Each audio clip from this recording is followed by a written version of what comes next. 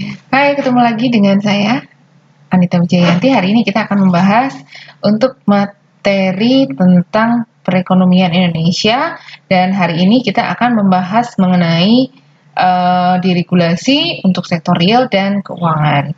Seperti kita ketahui bahwa pemerintah itu banyak sekali mengeluarkan peraturan-peraturan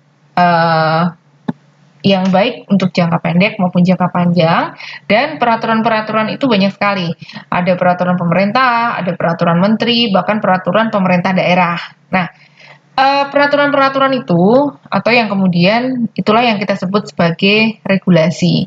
Peraturan-peraturan ini kadang-kadang tumpang tindih, ya, kadang-kadang tumpuk-tumpuk. Nah, oleh karena itu beberapa peraturan ini harus ada yang dikurangin, ada yang diselaraskan, ada yang dihilangkan. Nah, makanya ini kemudian kita sebut sebagai namanya deregulasi. Nah, hari ini kita akan membahas apa itu deregulasi, kemudian juga kita ambil beberapa contoh untuk deregulasi di sektor real dan juga keuangan. Nah, sekarang kita lihat tentang pengertian dari deregulasi. Kalau dalam bahasa Inggris ini kita sebut sebagai greater release on price on market force. Jadi untuk harga dan di market gitu ya. Deregulasi mean alokasi of resources, more competition and results more output and faster growth. Nah, ini yang dari Berry dan Bernanke, artinya bahwa deregulasi itu adalah diciptakan atau dilakukan untuk alokasi yang lebih bagus, alokasi resources atau sumber daya yang lebih bagus, untuk lebih kompetensi, kemudian untuk hasil yang lebih bagus juga. Nah, masih dengan pengertian daripada deregulasi gitu ya. Jadi deregulasi ini adalah kebalikan daripada regulasi ya. Kalau regulasi itu kan peraturan-peraturan, sedangkan pembuatan peraturan-peraturan ya. Kalau regulasi, sedangkan kalau deregulasi itu adalah mengurangi peraturan-peraturan supaya lebih efisien, supaya lebih kompetitif dan lain sebagainya. Nah, deregulasi ini muncul karena ada beberapa hal ya. Seperti tadi teori yang di atas tadi sudah saya jelaskan bahwa salah satu pengertian dari deregulasi itu muncul karena ingin mengalokasikan sumber daya yang lebih baik karena adanya persaingan, dan kemudian juga menghasilkan output yang baik serta pertumbuhan yang lebih cepat. Pertumbuhan baik itu kalau di real ya pertumbuhan perusahaan-perusahaan, kalau di sektor keuangan juga pertumbuhan di bidang keuangan. Kemudian secara teoritis ini suatu negara ini melakukan sebuah deregulasi itu untuk mengalokasikan berbagai sumber daya yang lebih bagus. Ya, kembali lagi nih, sumber daya yang lebih bagus, kemudian persaingan yang lebih kompetitif, kemudian pengelolaan produk yang lebih bagus gitu ya. Nah, pertumbuhan ekonomi ini juga kalau misalkan ada deregulasi, itu pertumbuhan ekonomi harapannya lebih cepat gitu ya. Nah, beberapa negara peraturannya cukup cukup kompetitif ya. Nah, di negara-negara yang kompetitif, saya ambil contohnya, mereka mempunyai peraturan-peraturan atau regulasi-regulasi yang cukup singkat gitu ya. Sedangkan kalau di negara kita, ya kita bisa berbicara bahwa negara kita masih tumpang tindih ya untuk peraturan-peraturan, sehingga ketika kita mau menjadi lebih kompetitif, kita harus melakukan deregulasi di beberapa peraturan-peraturan, baik itu dari peraturan pemerintah, peraturan menteri, sampai peraturan daerah. Nah, kenapa sih sebenarnya kita melakukan deregulasi? Nah, karena yang pertama adalah ketika ada kesulitan anggaran yang ditandai, atau mungkin ini bisa menjadi warning gitu ya, kapan sih pemerintah ini melakukan deregulasi gitu kan. Nah, ini kalau misalkan sudah kesulitan anggaran ditandai dengan defisit anggaran negara yang semakin besar, kemudian karena alasan ideologi, yaitu mengurangi pemerintah yang berlebihan terhadap masyarakat. Jadi masyarakat nggak terlalu diatur oleh pemerintah lah gitu ya. Nah kemudian alasan komersial agar lebih dapat banyak sektor swasta yang sektor ekonomi yang diserahkan kepada swasta. Kemudian kalau alasan populis itu di mana masyarakat diberikan kebebasan lebih besar untuk mengurus dirinya.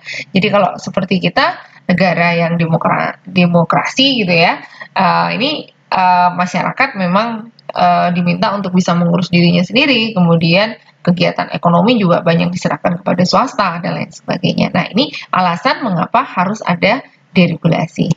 Sedangkan ini tujuan deregulasi, ini ada adanya peningkatan pengerahan dana masyarakat, ada peningkatan ekspor, efisiensi lembaga-lembaga keuangan dan perbankan, kemudian kemampuan untuk mengendalikan pelaksanaan kebijakan moneter, kemudian juga peningkatan iklim pengembangan pasar modal. Nah, tujuannya banyak nih. Nah, salah satu yang deregulasi yang dilakukan pemerintah itu ada di sektor real. Nah, apa sih yang dimaksud dengan sektor real? Yang namanya aja real, berarti sesungguhnya. Jadi sektor yang sesungguhnya artinya adalah sektor yang berhubungan dengan ekonomi masyarakat, gitu kan? Yang langsung menjadi tolak ukur pertumbuhan daripada ekonomi itu sendiri. Nah, ekonomi di Indonesia itu sebenarnya masih banyak bertumpu pada sektor real, ya. Nah, kalau ini apa namanya ada Irfan Suki ini mengatakan bahwa ada salah satu pakar ini mengatakan bahwa sektor real itu diibaratkan sebagai motor untuk penggerak perekonomian suatu negara, ya. Nah, apabila sektor real ini mengalami permasalahan, maka perekonomian ekonomi negara itu juga akan menjadi permasalahan. Sehingga di sektor-sektor real ini kita harus benar-benar peraturan itu bisa mengembangkan sektor real ini menjadi sebuah roda untuk menggerakkan perekonomian di suatu negara. Nah, sekarang kita lihat nih.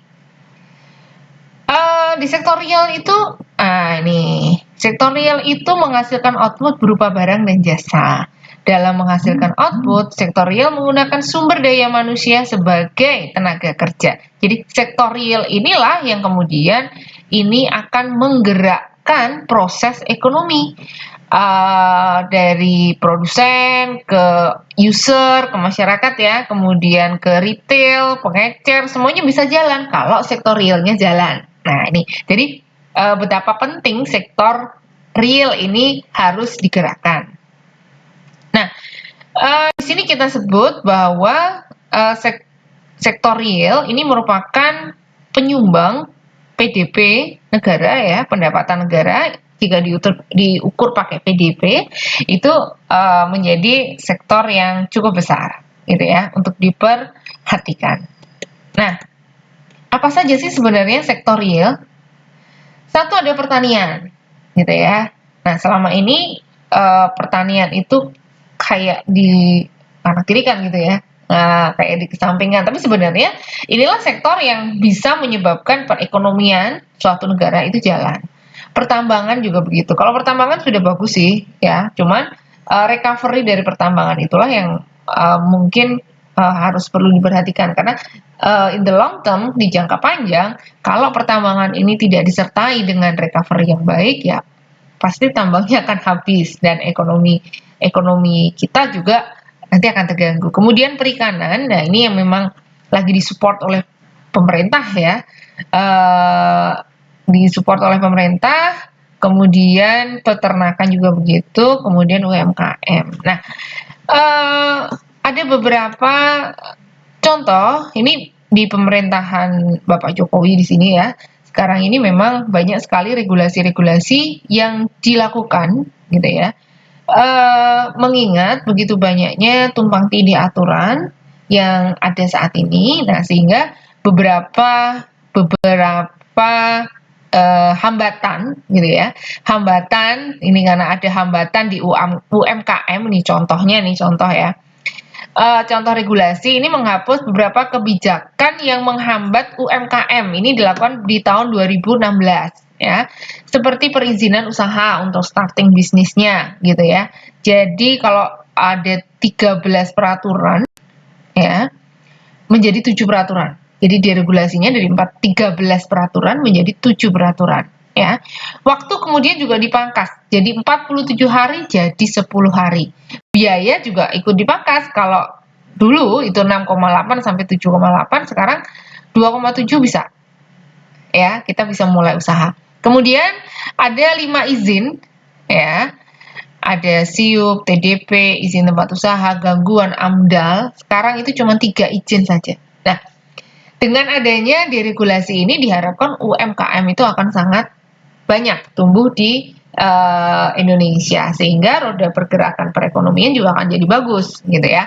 Nah, kemudian ada beberapa nih, nanti Anda bisa baca sendiri, tadi salah satu contoh saja ya.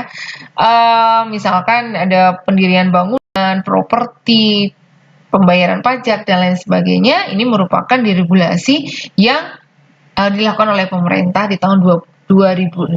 Nah, ini sebenarnya sudah kita bisa rasakan gitu ya, dampaknya seperti apa. Apakah memang UMKM atau starting bisnis ini banyak sekarang. Nah, ini kita bisa menganalisanya dari situ.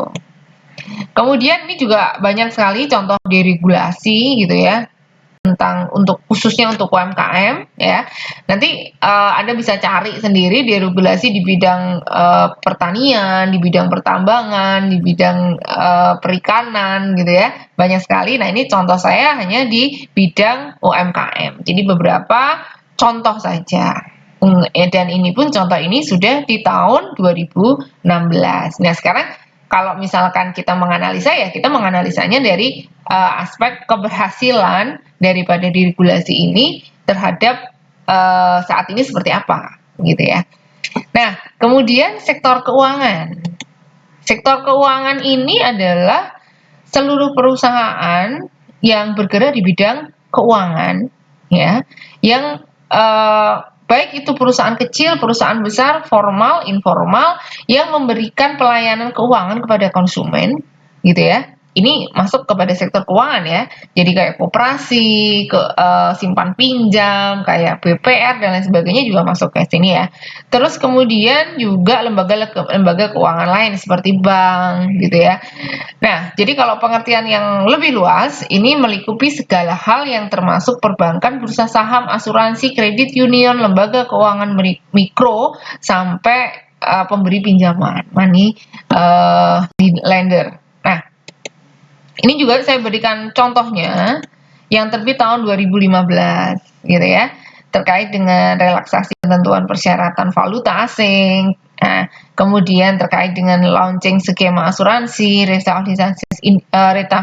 revitalisasi industri model Ventura, kemudian pembentukan konsorsium, pemberdayaan lembaga ekspor dan lain sebagainya. Ini salah satu contoh saja di tahun 2015. Bagaimana di tahun ini ya, generasi keduanya Bapak Jokowi ini, sepertinya pemerintah di awal-awal kemarin itu juga sudah melakukan berbagai macam regulasi ya. Nah, tapi kenyataannya memang sekarang kita ada di posisi pandemi COVID-19.